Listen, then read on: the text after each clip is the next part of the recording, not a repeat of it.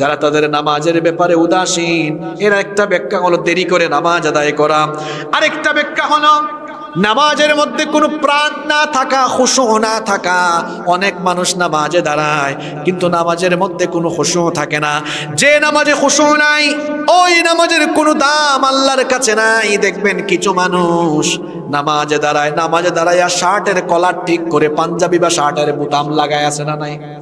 কিছু মানুষ তো আবার এমন আছে ওয়াজের মাহফিলেও আসে, নাচের যে কনসার্ট হয় ওই প্যান্ডেলেও থাকে, এই দিকেও থাকে ওই দিকেও থাকে। যারা মুমিন নয়, খাঁটি মুনাফিক হলো তারা।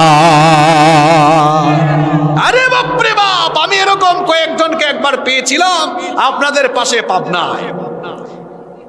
ইউটিউবে আছে, এটা দেখবেন। মহিলা সুদ্ধা উঠে গেছে স্টেজে, 1 ঘন্টা আমাকে বসায় রেখে বক্তৃতা করেছে। আমি যখন সালাম দিলাম এক একজন নেমে যাচ্ছে।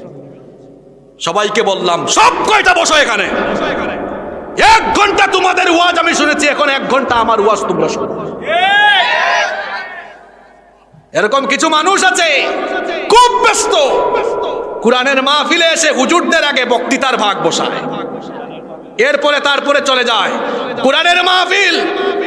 কিছু কিছু ব্যক্তি এসে শিখান হুজুরদেরকে, হুজুর রাজনৈতিক কথা বলবেন না, অথচ এই সকল ধর্ম ব্যবসায়ীরা হুজুরদের বক্তব্যের আগে 5 মিনিট 10 মিনিট রাজনৈতিক বক্তৃতা করে ধর্ম ব্যবসা করে।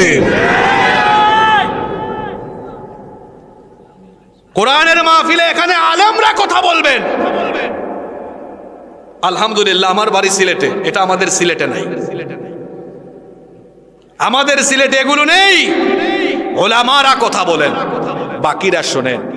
সামাজিক অনুষ্ঠানে, রাজনৈতিক অনুষ্ঠানে সামাজিক নেতারা, রাজনৈতিক নেতারা বক্তৃতা রাখেন, কোনো অসুবিধা আছে?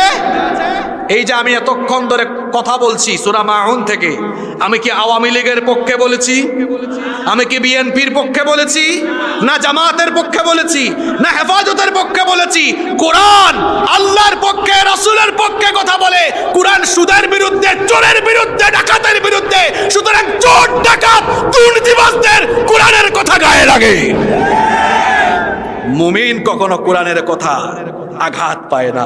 মুমিন কোরআন শুনলে, আল্লাহ কোরআনে কি বলেছেন? ওয়া ইযা তুলিয়াত আলাইহিম আয়াতুহু যাদাতহুম ঈমানা। মুমিন কোরআন শুনলেই তার ঈমান বাড়ে, ঈমান বাড়ে। সুবহানাল্লাহ। আমরা কোরআনের পক্ষে না বিপক্ষে? পক্ষে না বিপক্ষে? আল্লাহ কবুল করে। তাহলে মুনাফিকদের 2 নম্বর